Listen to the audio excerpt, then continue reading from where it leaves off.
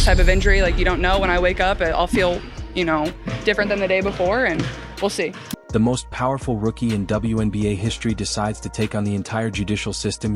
Things have gotten completely out of hand. Picture this: Caitlin Clark, the woman who brought millions of fans to women's basketball, standing in the highest court in America, pointing at a referee and demanding justice for what she claims was the most egregious call in sports history. The injury that started as a simple poke to the eye has somehow escalated into a constitutional crisis that has lawyers scratching their heads and basketball fans questioning reality itself. How did we go from a basketball game to the Supreme Court? What happened in that arena that was so outrageous it required the intervention of 9 justices? The answer involves legal precedents, basketball politics, and a level of pettiness that would make reality TV producers jealous. The actual injury incident during a heated matchup between the Indiana Fever and Phoenix Mercury on July 28, 2024. Caitlin Clark sustained a minor eye injury following contact with an opposing player during a defensive play. The incident occurred in the third quarter when Clark was driving to the basket and received incidental contact that resulted in temporary irritation to her left eye. Game officials reviewed the play using instant replay technology and determined that the contact was incidental rather than intentional, resulting in a common foul call rather than a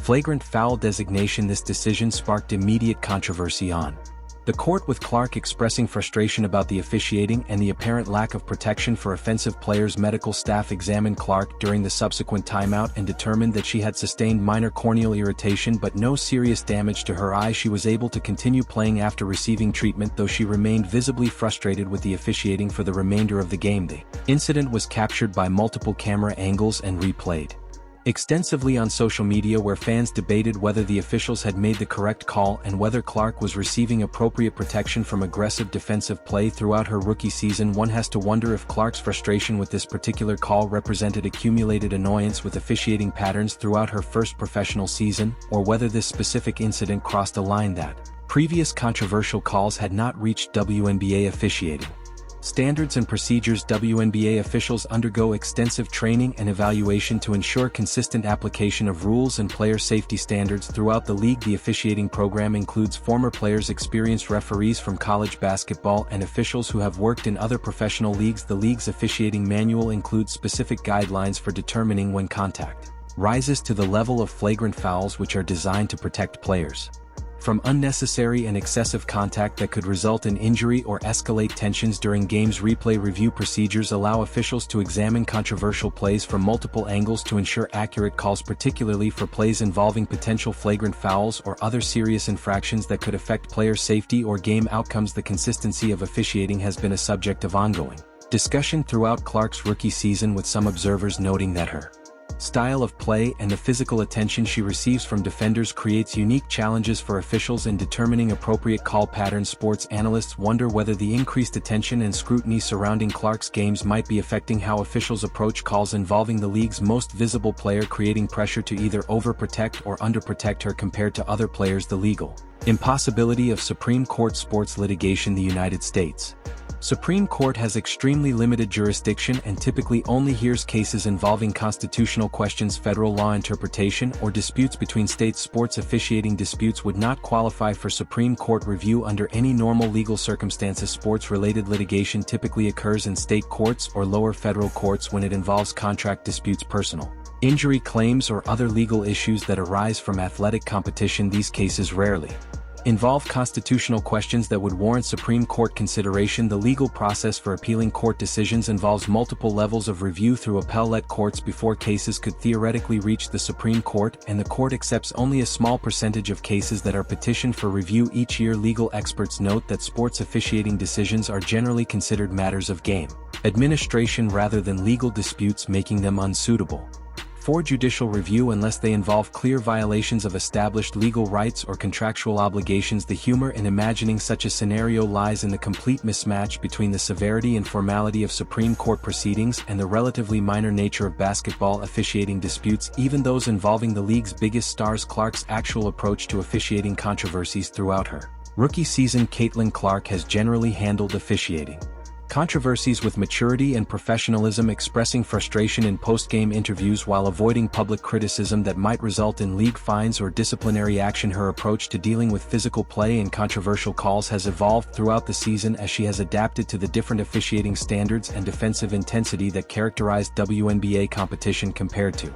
college basketball. Clark's public statements about officiating have typically focused on the need for consistent enforcement of rules rather than criticizing individual officials or specific calls, demonstrating awareness of league policies regarding public criticism of officiating. The rookie's competitive nature and strong personality sometimes result in visible frustration during games, but she has generally channeled this energy into improved play, rather than extended confrontations with officials or opponents. Questions arise about how Clark's approach to officiating might continue to evolve as she gains experience in professional basketball and develops relationships with officials who work WNBA games regularly. The reality of sports injury litigation. Legitimate sports injury lawsuits typically involve cases where athletes suffer serious injuries due to negligence, unsafe conditions, or intentional misconduct that goes beyond the normal risks associated with athletic competition. Professional athletes occasionally pursue legal action against opponents, officials, or organizations when injuries result from conduct that exceeds the bounds of normal competitive play and causes significant physical or financial damages. The legal standard for successful sports injury litigation requires proving that the defendant's conduct was so far outside the bounds of normal competition that it constituted negligence or intentional harm, rather than an unfortunate consequence of athletic activity. Most minor injuries that occur during normal basketball competition would not meet the legal standards necessary for successful litigation, as courts generally recognize that athletes assume certain risks when participating in contact sports. The absurdity of taking officials to court over routine calls becomes apparent when considering the legal costs, time requirements, and extremely low probability of success that would characterize such litigation attempts. WNBA player protection policies. The WNBA has implemented various policies designed to protect players from unnecessary injury and ensure that competitive play remains within acceptable bounds of sportsmanship and safety. Flagrant foul rules are specifically designed to deter excessive contact that could result in injury, with escalating penalties for players who repeatedly engage in dangerous play or show disregard for opponents' safety. The league's disciplinary system includes fines, suspensions, and other penalties for players who engage in conduct that threatens player safety or violates sportsmanship standards during games or other league activities. Medical protocols ensure that players who sustain injuries during games receive appropriate evaluation and treatment, with team medical staff working in coordination with league medical advisors to ensure player health and safety. Player safety initiatives have evolved throughout the league's history as officials and administrators have gained experience in identifying and preventing dangerous play while maintaining the competitive intensity that makes professional basketball compelling. The humor in legal escalation. The comedy of imagining Caitlin Clark presenting her case before the Supreme Court lies in the dramatic contrast between the formality of legal proceedings and the relatively minor nature of basketball officiating disputes. Picture Clark in a formal suit standing before 9 Black Road justices, presenting photographic evidence of her eye injury while arguing that her constitutional rights were violated by a referee's failure to call a flagrant foul during a basketball game. The legal briefs for such a case would need to establish precedent by citing previous cases involving athletic competition, constitutional law, and judicial oversight of sports officiating, a combination that would challenge even the most creative legal minds. Imagine the oral arguments where Clark's attorney would need to explain to justices who may have limited basketball knowledge why a particular foul call was so egregiously wrong that it required intervention from the highest court in the land. The sheer bureaucratic absurdity of filing paperwork, scheduling hearings, and conducting discovery procedures for a basketball officiating dispute would create enough red tape to wrap around the entire WNBA arena. Alternative dispute resolution. In sports, professional sports leagues typically handle officiating disputes through internal review processes that involve league officials, coaching staff, and sometimes player representatives rather than external legal proceedings. The WNBA has established procedures for teams and players to request clarification or review of officiating decisions, though these processes are designed for education and improvement rather than changing game outcomes. Sports arbitration systems exist for resolving serious disputes between players, teams, and leagues, providing alternatives to traditional litigation that are specifically designed for athletic industry issues and relationships. Mediation services can help resolve conflicts between players and officials when ongoing issues affect competitive relationships or create patterns of tension that might impact game quality or player safety. The informal nature of most sports dispute resolution reflects the understanding that athletic competition involves human judgment and that perfect officiating is impossible to achieve consistently across all games and situations. The real consequences of officiating controversies. Officiating controversies in professional sports can affect player performance, team chemistry, and fan perception of game integrity when they involve high-profile players or crucial game situations that influence playoff positioning or championship outcomes. The increased media attention surrounding Clark's games means that officiating decisions involving her receive extensive analysis and criticism that can affect how future games are officiated and how officials approach calls involving the league's most visible players. Persistent officiating controversies can influence rule changes, training modifications, and evaluation procedures as leagues attempt to improve consistency and accuracy while maintaining the human element that characterizes athletic competition. The relationship between players and officials often evolves throughout careers as athletes gain experience and officials become familiar with individual playing styles and tendencies that affect how rules are applied in specific situations. Questions arise about whether the attention surrounding Clark's rookie season might lead to long-term changes in how officials approach games involving high-profile players and whether increased scrutiny improves or complicates officiating quality. Social media and officiating perception. Modern sports officiating occurs under unprecedented scrutiny due to social media platforms that allow fans to share slow-motion replays and instant analysis of controversial calls from multiple camera angles and perspectives. The viral nature of officiating controversies means that individual calls can become major storylines that overshadow game results and create narratives about referee performance that may not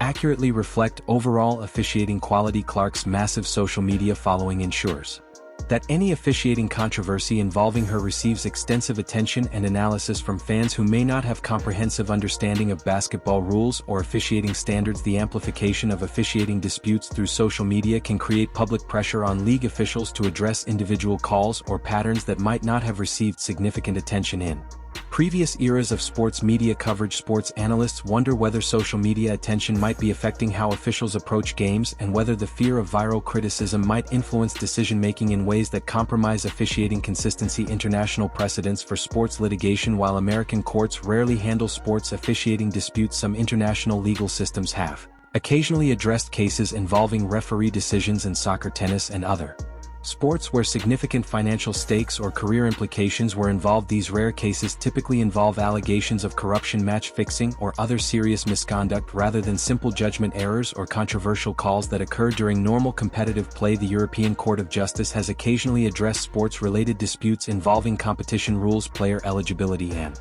organizational procedures, though these cases involve fundamental regulatory issues rather than individual officiating decisions. International sports arbitration courts handle disputes involving Olympic competition, professional soccer transfers, and other global sports issues, but these proceedings focus on contractual and regulatory matters rather than game officiating. The rarity of successful sports officiating litigation in any jurisdiction demonstrates the universal recognition that athletic competition involves human judgment and that courts are not appropriate venues for reviewing referee decisions. The economics of hypothetical litigation. The cost of pursuing litigation against sports officials would likely exceed any potential financial recovery by enormous margins, making such legal action economically irrational even if it were legally viable. Attorney fees, court costs, expert witness expenses, and other litigation expenses for a case complex enough to reach the Supreme Court could easily exceed hundreds of thousands of dollars without any guarantee of success or meaningful recovery. The time required for legal proceedings would interfere with athletic careers that have limited duration and require constant training and competition focus to maintain elite performance levels. Professional athletes typically have access to alternative dispute resolution mechanisms through their leagues and player associations that provide more efficient and appropriate methods for addressing grievances and conflicts. The opportunity cost of pursuing extended litigation